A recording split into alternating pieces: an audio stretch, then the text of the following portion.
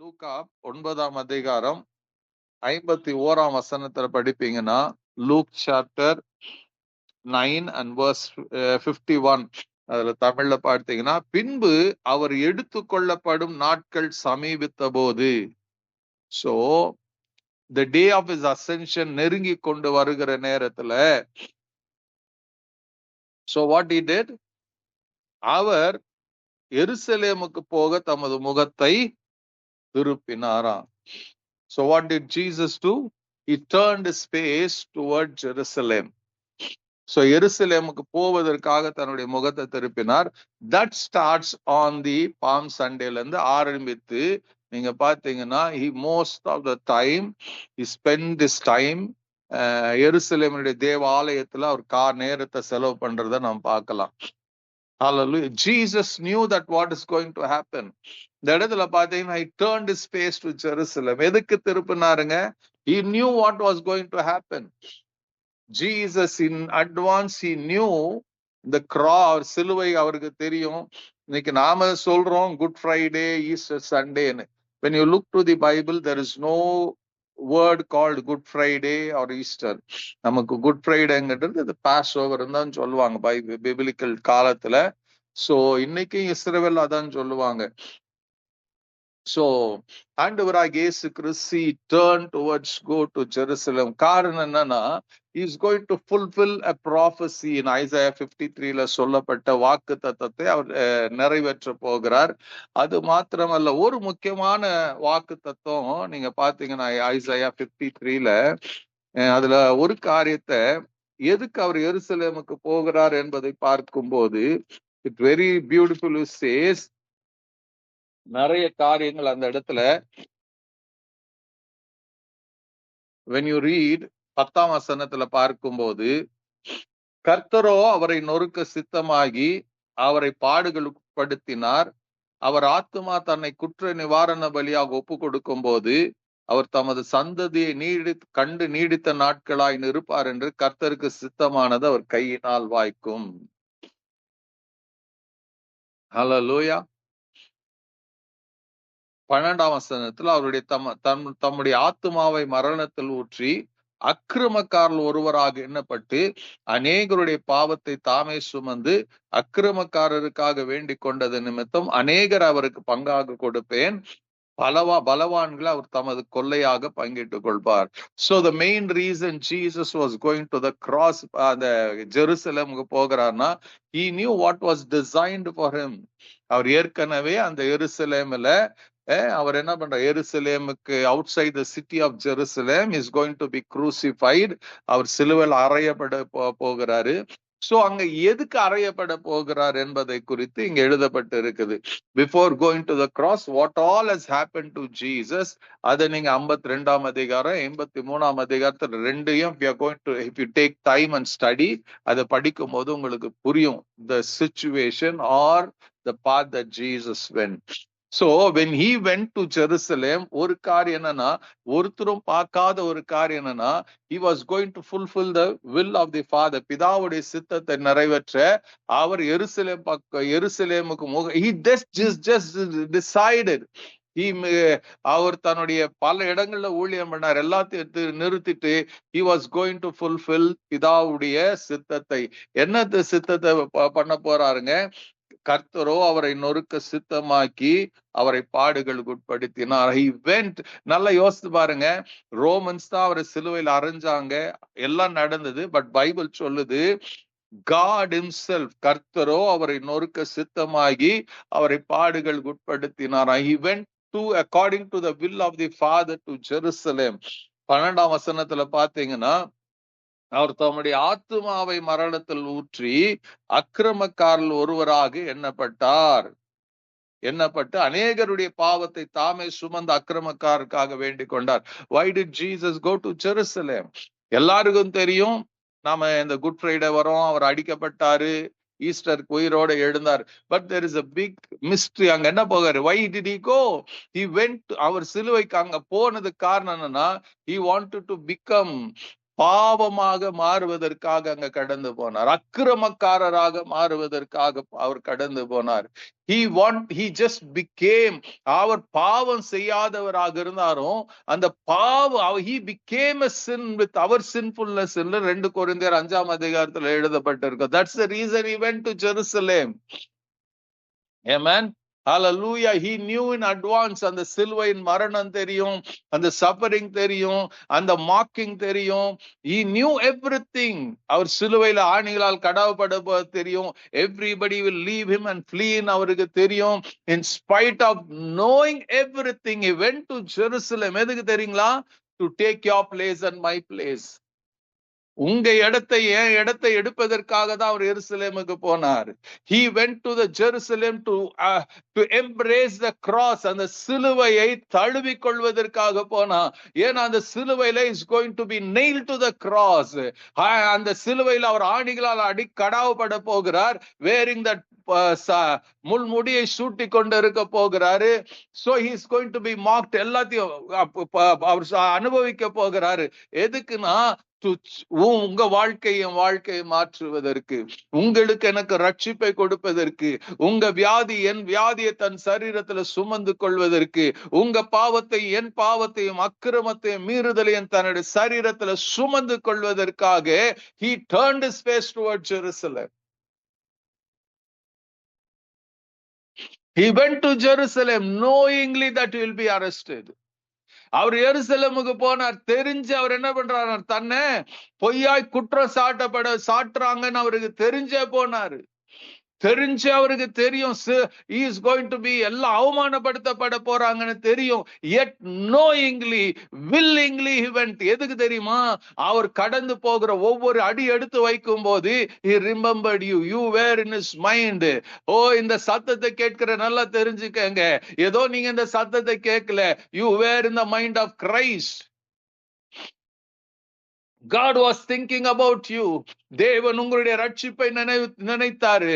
தேவன் உங்களுக்கு பாவ மன்னிப்பை கொடுக்கணும்னு நினைத்தாரு. தேவன் உங்களுக்கு பரலோகத்தை கொடுக்கணும்னு தீர்மானித்தார். அதற்காக தான் he made Jesus to go to Jerusalem, die as a sinner, die as a criminal on the cross.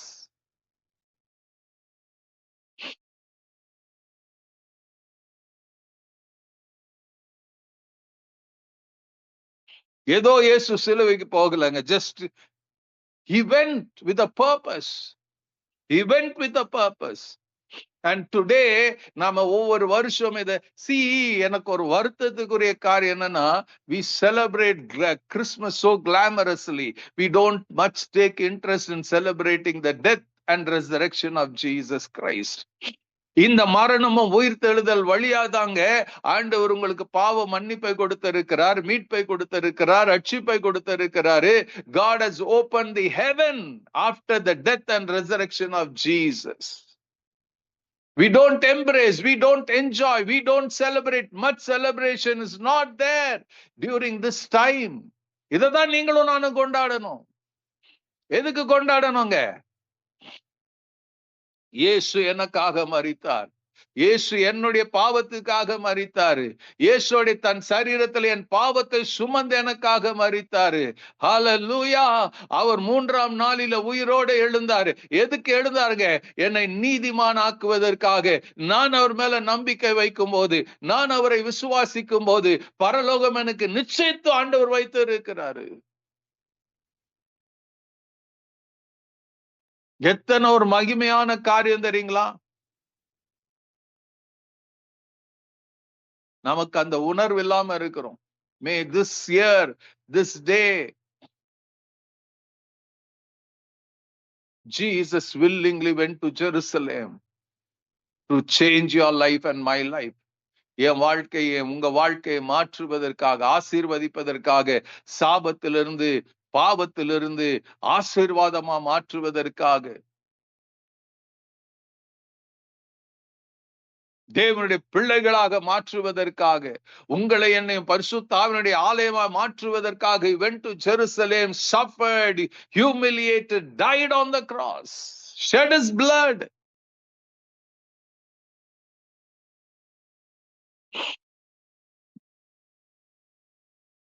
இந்த அற்புதத்தின் மகிமை எவ்வளவு பேருக்கு புரியுது எனக்கு தெரியாது. That is the reason Jesus went to the cross. Jesus went to Jerusalem. Bible சொல்லும், when you read Hebrews, he was crucified on the cross outside the city of Jerusalem. எல்லாம் வருவங்க போறவங்க எல்லாம் பார்த்து அவரை கேலியும் கிண்டலுமா பண்ணாங்களாம்.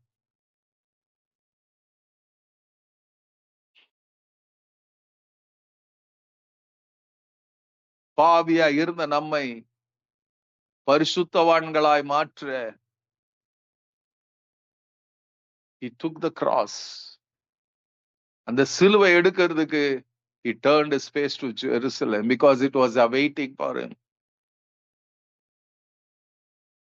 இந்த நாட்கள்ல I pray and I ask and I request you turn to Jesus. அவருடைய sacrifice பாருங்க. நம்ம வீட்டுல அவருடைய போட்டோ வைக்கிறது பெரிய விஷயம் இல்ல, கிராஸ வைக்கிறது பெரிய விஷயம் இல்ல. Let that Jesus, நான் உங்க பேரை ஞாபகப்படுத்தி கொண்டு அங்க அந்த கிராஸ் இந்த ஞாபகத்துல வச்சுக்கோங்க. அங்க 2 கல்வர்கள் சிலுவையில இருந்தாங்க. ஒருத்தன் ஆண்டவரே உங்களுடைய வருகையில என்ன நினைவு கூரும் என்றான். The last moment. ஏன் தெரியுமா எழுதப்பட்டிருக்குது? Even tonight when you call upon the name of Jesus, when you surrender your life to Jesus, God is going to open a new way. ஆண்டவர் உங்களுக்கு ஒரு அற்புதத்தை செய்ய முடியும். I don't know நீங்க எப்படி கேட்டுட்டு இருக்கீங்கன்னு தெரியல. Today will you please open your heart to Jesus? அவருக்கு முழுசா உங்க இருதயத்துல இடம் கொடுத்து பாருங்க. இதுவரைக்கும் நீங்க கண்டிராத சந்தோஷம் மகிழ்ச்சி உங்க இருதயத்தை நிரப்பும். A joy will fill your heart. The peace of God will fill your heart. I believe this is the day that the Lord has made for you to rejoice and be glad. ஏதோ கிடைச்சதுக்காக, ஏதோ இருக்கிறது கிடைச்சதுக்காக இல்லைங்க. ரட்சிப்பு என்ற கிருபையார் பெற்றுக்கொள்வதற்காக, சால்வேஷனுக்காக தான் நீங்களும் நானும் சந்தோஷமா இருக்கணும், மகிழ்ச்சியா இருக்கணும். This is the day that the Lord has made. Let us rejoice and be glad. In the day, hallelujah, Jesus suffered on the cross for you and me so that you and I can have a great future. Heaven நமக்கு பரலோகமே நிச்சயிக்கப்பட்டிருக்கிறது. இயேசு அதான் சொன்னாரு. I'm going ascensionக்கு பிறகு Jesus ascensionக்கு முன்னாடி சொல்லுவாரு. So he knew what was going said. எருசலேம் போக போறேன், அங்க போன பிற்பாடு I'm going to be crucified, I'm going to die. Then Jesus said, I'm going to heaven to prepare a place for you. உங்களுக்காக ஒரு ஸ்தலத்தை நான் ஆயத்தம் பண்ண போகிறேன். அந்த இடத்தை ஆயத்தம் பண்ணின பிறகு நான் வருவேன், நான் வந்து உங்களை கொண்டு போவேன். நான் எங்க இருக்கிறேனோ அங்க உங்களை வைத்துக் கொள்ளும்படியாக நான் கொண்டு போக போறேன். I'm going to prepare a place. Come and take you where I am. You too shall be there. எத்தனை பாக்கியம் பெற்றவர்கள். That's the reason he looked to Jerusalem. He turned his face to Jerusalem. So வெறும் எருசலேமை பார்க்கல. He saw the cross. He saw his own sufferings. He saw தன் ரத்தம் சிந்தப்படுகிறதை பார்த்தாரு. ஹalleluya, அவருடைய கையில தன்னை அவர் சித்திரவதை பண்ண போகிறதை பார்த்தாரு. ரோமர்கள் அவர் சிலுவையில் ஆணியால் அடிக்கப்பட போய் he saw every suffering before going to Jerusalem. பார்த்தாரு. Willingly he went to the cross. Willingly he went to Jerusalem. தெரியுமா? He went to embrace the cross. இன்னைக்கு அந்த இயேசு கண்டிப்பா உங்களுக்கு தேவையா இருக்கிறார்.